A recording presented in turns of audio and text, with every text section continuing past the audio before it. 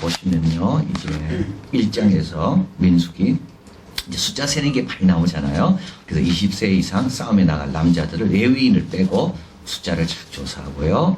이제 3, 4장에 오면 이제 레위인 인구를 쭉 조사합니다. 그래서 1개월 이상 된 남자들 먼저 조사하고 그 다음 이제 성막에 섬길 30세 이상의 남자들을 쭉 조사해요. 숫자 세는 게 계속 나옵니다. 이제 그리고 나서 이제 6장에 와서 지난주 살펴본 나시린 서약과 이제 아론의 축복이 있게 됩니다.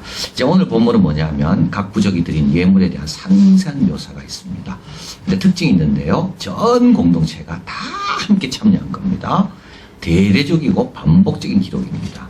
왜냐하면 다 참여했다는 것을 강조하기 위해서 공동체의 번영은 한마음이 헌신이 있을 때 가능하다.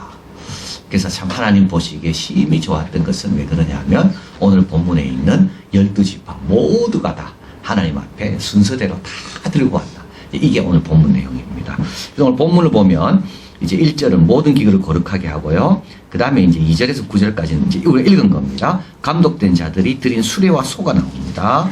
그리고 이제 11절에서 83절 얼마나 깁니까?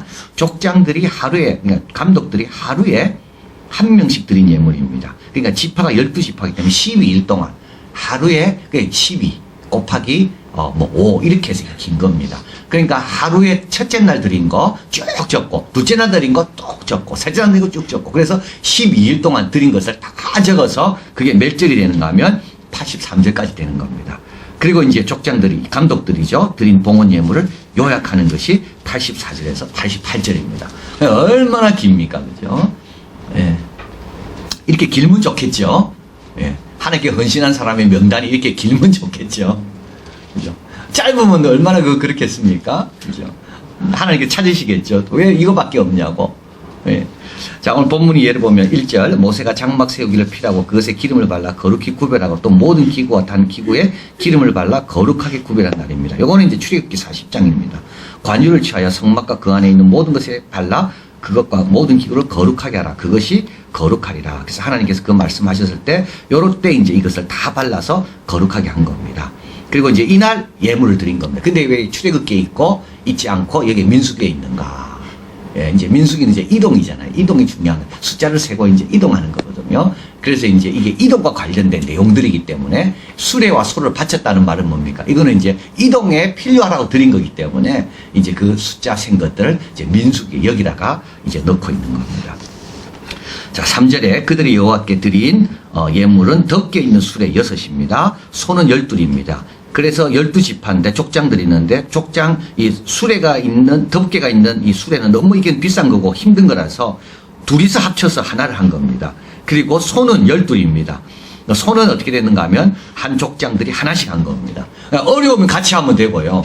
할 수 있는 건 혼자 하면 되고요. 그런 겁니다. 4명이 같이 할 수도 있는 거고 3명이 같이 할 수 있는 겁니다. 이거는요 하나님이 정한 게 아닙니다. 이게 중요한 겁니다. 이거는 자기들이 자발적으로 갖고 온 겁니다.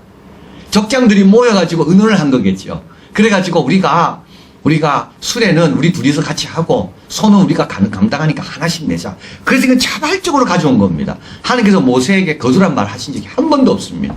이거는 완전히 자발적인 겁니다. 자기들이 의논해가 갖고 온 거죠. 자, 그런데 이제 6절 9절에 보면 모세가 이걸 받았습니다. 하나님께서 이제 나눠주라고 이야기하죠. 모세가 수레와 소를 받아 레위인에게 줍니다. 게르손 자손에게는 그 직임대로 수레 둘과 소 넷을 줍니다. 그래서 수레 하나당 소 2마리가 끌기 때문에 수레 둘과 소 넷. 무라리 자손에게는 그 직임대로 수레 넷과 소 8입니다. 그리고 고핫 자손에게는 아무것도 주지 않습니다. 왜 하냐면 고핫 자손은 어깨에 매야 되거든요. 자, 그래서 한번 보시면 게르손은 뭘 하는가 하면 성막의 덮개, 회막 문장, 뜰의 문장, 휘장 이런 것들을 옮깁니다. 그러니까 수레 둘과 소 넷으로 충분합니다. 무라리는요 널판 기둥, 받침 굉장히 큰 것들을 옮깁니다. 그래서 소가 8마리가 필요하고 수레가 4개가 필요한 겁니다. 그래서 딱 필요한 만큼 하나님께서 공평하게 다 나눠주십니다. 근데 고핫은요, 고핫은 매야 되거든요. 그리고 고핫은 매는 게 큰 게 아닙니다. 예, 지성소와 성소에 있는 기물들이기 때문에 그거는 맬 수가 있는 겁니다. 그래서 그들에게는 하나도 주지 않습니다. 그러니까 처음에 무라리 사람들이 불평했을지도 몰라요. 왜 우리 보고 이 무거운 걸 짊어지고 가게 하냐. 그죠? 저 고학 같은 사람들은 저렇게 가벼운 것만 치는데 왜 우리는 무거운 거 지냐. 여러분 좀 기다리면 다 해결됩니다. 오늘 불렀던 찬송 하나님보다 앞서면 안 됩니다. 하나님은 다 보고 계시거든요. 그래서 이들의 마음을 감동시켜서 이들이 들고 온 것을 하나님께서 나누어 줄 때 무거운 걸 옮기는 사람에게는 더 많이 주고 수레와 소를 가벼운 거 옮기는 사람에게 안 주고, 그러니까 가벼운 거 옮기는 사람 받아서 좋아했겠죠. 근데 알고 보니까 뭡니까? 수레가 또 안 오는 겁니다. 우리 하나님은 다 보고 계시고 알고 계시기 때문에 우리만 서두르지 않고 잘만 기다리면 하나님이 해결을 다 보게 되는 겁니다. 자, 11절에 여호와께서 모세에게 이르시길 족장들이 하루 한 사람씩 단의 봉헌 예물을 드릴지니라. 또 이것도 이제 자발적으로 자기들이 봉헌 예물을 드리려고 합니다. 이때 하나님께서 뭐라는가 하면 동시에 갖고 오지 말고 12일 동안 하루에 한 족장씩 오게 해라. 자, 그래서 이제 12절입니다. 제1일에 예물을 드린 자는 유다 지파 암미나답의 아들 나손입니다. 그 예물은 뭐냐면 성수의 세겔대로 130세겔 중 음반 하나, 70세겔 은발이 하나, 그 두 그릇에는 소재물과 기름 섞은 고운 가루를 채웠고 10세겔 중 금숟가락 하나, 이것에는 향을 채웠고 번제물로 수송아지 하나, 수양 하나, 1년 된 어린 수양 하나, 속죄제물로 수염소 하나, 화목제물로 소둘. 이 화목제물은 이거는 이제 다 나눠 먹는 거잖아요. 그러니까 소둘, 수양 5, 수염소 5, 1년 된 어린 수양 5. 이거는 아미나답의 아들 나손의 예물이었더라. 130세겔 음반이라는 것은 1.5kg 쟁반, 소재를 위한 것이고 70세겔 발이라는 것은 주발, 이거는 이제 포도주를 주님께 부어드리는 겁니다. 800g 정도 되는 주발입니다. 10세겔 숟가락이라는 것은 115g 향을 채우는 작은 접시를 뜻하는 겁니다. 이것도 자발적으로 들고 온 겁니다. 아, 제사 지내려면 저게 필요하겠다 생각해가지고. 자, 78절에 제12일, 이렇게 해서 여기 계속 반복됩니다. 첫째 날, 둘째 날, 셋째 날, 넷째 날, 5, 6, 7, 8, 9, 10, 11 똑같이 반복됩니다. 똑같은 양이고요. 하나도 빠짐이 없이 그대로 다 들어가 있습니다. 그래서 78절인 겁니다. 그리고 이제 제12일째는 납달리 자손의 족장 에난의 아들 아이라가 드렸으니 쭉 나옵니다. 똑같은 내용입니다. 그리고 84절, 이는 곧 단에 기름 바르는 날에 이스라엘 족장들이 드린 바 단의 봉헌 예물이라. 은바지가 하나씩 드리니까 12이요, 은바라가 12이요, 금숟가락이 12이니라. 아, 참 아름답죠. 뭐 하나 빠지면 어떻겠습니까? 하나는 10이고 뭐 하나는 9이고 뭐 하나는 12이고, 아, 이러면 안 되는 겁니다. 이러면 안 되는 겁니다. 다 했기 때문에 12이 딱딱 맞는 겁니다. 자, 그리고 이제 화목제물도 다 모으니까 수수가 24요, 수양이 60이요, 수염소가 60이요, 1년 된 수양이 60이고, 이건 5개씩 드렸잖아요. 5마리씩. 이는 단에 기름 바른 후에 여호와의 단에 봉헌 예물이었더라. 89절 한번 읽어봅니다. 모세가 회막에 들어가서 여호와의 말씀하려 할 때 증거계 위 속죄소 위 두 그룹 사이에서 자기에게 말씀하시는 목소리를 들었으니 여호와께서 그에게 말씀하심이었더라. 참, 우리 하나님께서 많이 칭찬했을 겁니다. 그래서 참 이 백성들이 나는 자랑스럽다. 이 백성 참 훌륭하다. 내가 하라고 한 것도 아닌데 어떻게 이렇게 다 모든 지파가 같은 마음으로 순종하고 헌신하고 참 자랑스럽다. 이렇게 이제 하나님께서 말씀 이제 하셨을 겁니다. 교훈입니다. 자원하는 심령은 하나님 거절하지 않습니다. 수레와 소, 재물들은 두목이 스스로 드린 겁니다. 여러분, 자원하는 심령은요, 절대 하나님 거절하지 않습니다.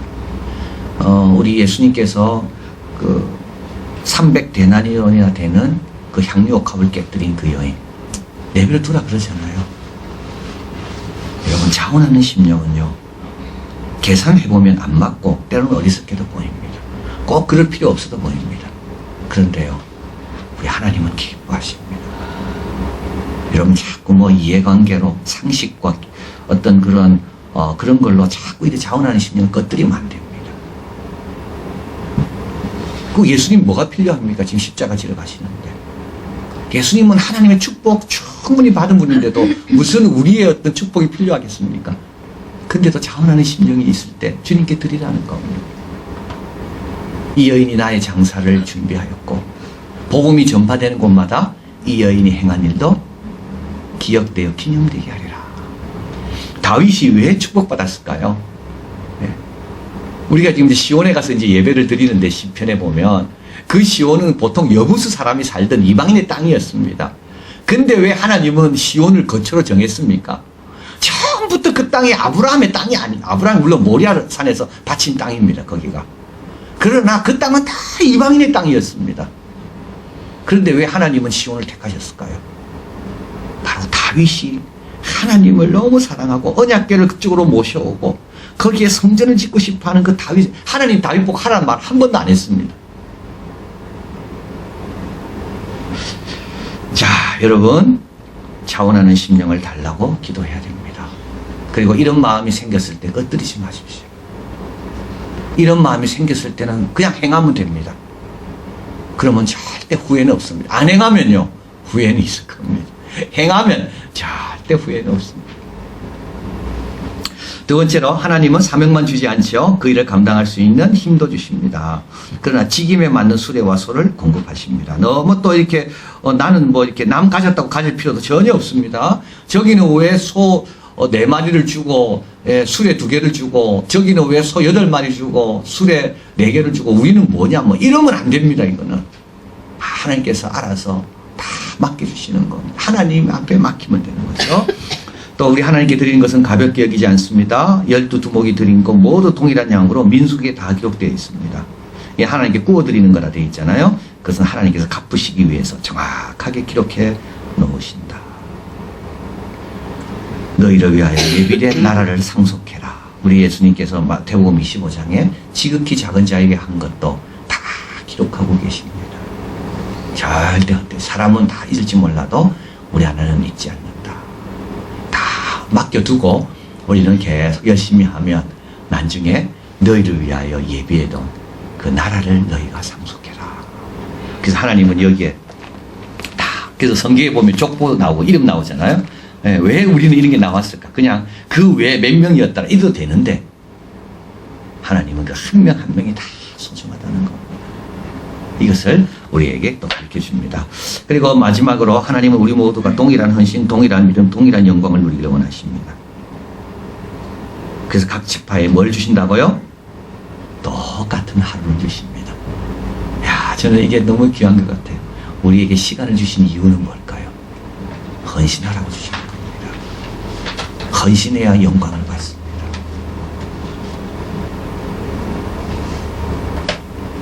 어저께 여러분 클로에 킴 하는 거 보셨습니까? 아, 저는 막 눈물이 나가 그러죠. 얼마나 잘하는지. 그 해설하는 사람이 그러잖아요. 4년 뒤에도 이 선수를 따라갈 사람은 못 나올 것 같다. 그 제네바에 있는 이모도 오고 할머니 오고 친척들 다 와가지고 응원하고. 그래서 타임즈에도 클로에 킴이 어떻게 그런 기술을 개발할 수 있었을까? 원래 93점 받아도 1등인데요. 마지막 3번째 자기가 보여줄 수 있는 최고의 것을 보였습니다. 근데 클로에게 물었습니다. 너 안 해도 우승인데 왜 너 위험한 거 다 했냐? 클로에 킴이 뭐라 했냐면, 나의 목적은 금메달이 아닙니다. 내가 금메달을 따도 내가 할 수 있는 걸 다 못 보이고 오면 내가 얼마나 아쉽겠냐고. 나는 내가 할 수 있는 걸 다 보이고 오는 게 내 목적이라고. 그래서 그 3번째 98점 받았어. 그 여성으로서는 불가능하대요. 그 1080도 동거는 여성 역사에 여성으로는 처음이고 올림픽에도 처음이고. 전 그걸 보면서 참 우리도 신앙생활도 또 좀 더 열심히 해야 되고 더 좀 열과 성의를 다해야 되겠다. 금메달이 목적이 아니라 내가 할 수 있는 걸 다 하는 게 목적이 돼야지. 요 정도만 하고 그게 목적이 돼서는 아마 하나님 나라 갔을 때 너무 아쉬울 것 같다. 내가 할 수 있는 거 좀 위험해도 다. 자, 그래서 하루를 주신다는 겁니다. 그래서 오늘이 또 있는 거고요. 또 내일도 하나님 주시는 이유는 그냥 뭐 아무렇게나 살라고 주신 게 아니라 내가 할 수 있는 거 하나님께서 감동 주실 때 그것을 다 감당하라고. 그래서 딴 거는 다 공평하지 않지만 우리에게 공평한 것이 시간은 공평하다 그러잖아요. 시간은 누구에게나 공평한 것은 시간이라고. 그래서 하나님께서 모두에게 동일한 날을 주셨다. 딱 하루를. 그러니까 우리에게도 이 하루가 있다는 것이 얼마나 감사한지. 내가 최선을 다하리라. 그러면 충분한 겁니다. 자, 그래서 고린도서 12장 4절 6절 은사는 여러 가지나 성령은 같고 직임은 여러 가지나 주는 같으며 역사는 여러 가지나 모든 것을 모든 사람 가운데 역사는 하나님은 같습니다. 야, 이거는 무슨 말일까요? 어떤 은사는 아주 뛰어난 은사, 막 보이는 은사가 있고 어떤 은사는 잘 안 보입니다. 그러나 성령은 같습니다. 그 은사 가운데 역사는 성령은 같고 이 은사로 섬김받는 주는 같습니다. 그리고 모든 사람 가운데 역사는 우리 하나님은 같은 분입니다. 그러니까 비교할 필요도 없고 내가 이 주를 내가 어떻게 더 잘 섬길 건가 그것만 잘 감당하면 되는 겁니다. 데살로니가전서 5장 19, 23절 한번 읽어봅니다. 성령을 소멸치 말며 예언을 멸시치 말고 범사에 헤아려 좋은 것을 취하고 악은 모든 모양에도 버리라. 평강의 하나님이 친히 너희로 온전히 거룩하게 하시고 또 이 너희 온 영과 혼과 몸이 우리 주 예수 그리스도의 강림하실 때에 흠없게 보존되기를 원하노라. 성령을 소멸치 마십시오. 이런 감동이 왔을 때 꺼뜨리지 마세요. 내가 뭔가 해야 되겠다는 생각이 들 때는요, 그냥 주님께 맡기면 돼요. 주님이 온전케 하신다 그랬잖아요. 그리고 주님께서 때마다 일마다 평강케 하십니다. 그리고 예언은 말씀을 멸시치 말고 좋은 것만 취하려고 악은 어떤 모양도 버리는 겁니다. 그러면 이런 기회가 왔을 때 놓치지 않고 하루라는 기회 동안에 내가 최선을 다하고 내가 다하고 옆에 사람 다하고 또 다른 사람도 같은 마음으로 다하고 그러면요 딱 모아봤을 때 12개가 딱 있는 겁니다. 얼마나 아름답습니까? 나 때문에 빠진 일이 없도록 내가 내 역할을 잘하리라. 기도하겠습니다.